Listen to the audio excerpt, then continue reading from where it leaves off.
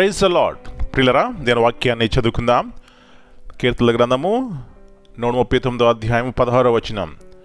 Psalms 139 and verse 16. నేను పిండంనై ఉండగా నీ కన్నులు నన్ను చూచెను. Thine eyes did see my substance, at being unperfect. ప్రియులరా, యేసు ప్రభువు యొక్క ఘనమైన నామములో మీ అందరికీ శుభములు తెలియజేస్తున్నాను. దేవుని యొక్క వాక్యమును చదువుతున్నప్పుడు ఆయన యొక్క మనస్సును, ఆయన యొక్క ఉద్దేశములను మనం గుర్తిస్తాం. కాబట్టి ఉదయకాల సమయంలో వాక్యమును ధ్యానించినారా? మరి ప్రార్థన సహవాసం ఆయనతో చేసినట్లయితే ప్రియులరా, మన జీవితాలు ఎంత నెమ్మదిగాను సుఖంగాను ఉంటాయి. కాబట్టి దేవుని వాక్యమును, ప్రార్థనను అంటే ఆయనతో సహవాసము చేయటం మానకండి. పిల్లలు ఇక్కడ చూసినట్లయితే దావీదు మహారాజు అంటున్నాడు, నేను పిండమునై ఉండగా నీ కన్నులు నన్ను చూచెను.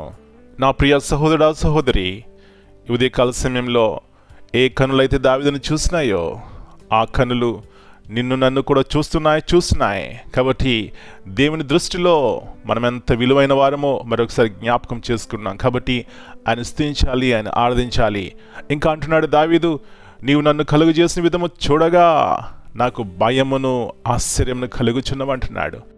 దేవుని దృష్టిలో మనందరము కూడా ప్రియులరా ఒక ఉద్దేశంతో ఈ లోకంలో పుట్టించబడ్డాం. అంటే మరి ఆయన చేత ఈ లోకంలోనికి రాబడ్డాం.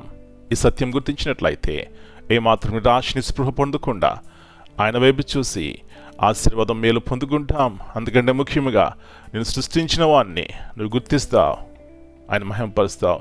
అలాంటి కృప దేవుడు మనకు అనుగ్రహించిన గాక. ప్రార్థన చేసుకుందాం.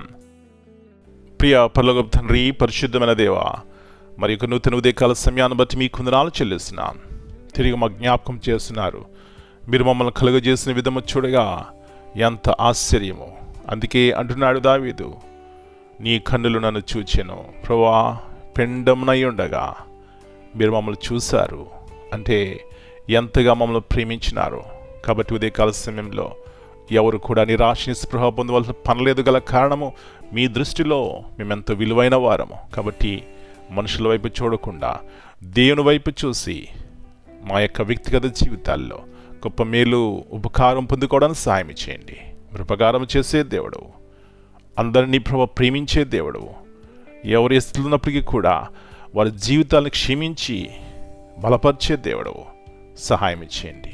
ఇలాంటి ఉన్నతమైన దేవుణ్ణి మనసారా పూజించి ఆరాధించి గొప్ప మనశ్శాంతిని పొందుకోవడానికి సహాయం చేయమని యేసు ప్రభువారి యొక్క ఉన్నతమైనటువంటి శిలువ ప్రేమను బట్టి కృతజ్ఞత ఆశలు చెల్లిస్తూ ఈ దినమంతా మీరు కింద భద్రపరచమని మరొకసారి మీ దృష్టిలో మేము ఒక ప్రత్యేకింపబడిన వారమని గుర్తించి సంతోషంతో ఆనందంతో ఉండడానికి సహాయం ఇచ్చేయమని యేసయ్య అతి పరిశుద్ధమైన నామమును బట్టి ప్రార్థన చేస్తున్నాను తండ్రి.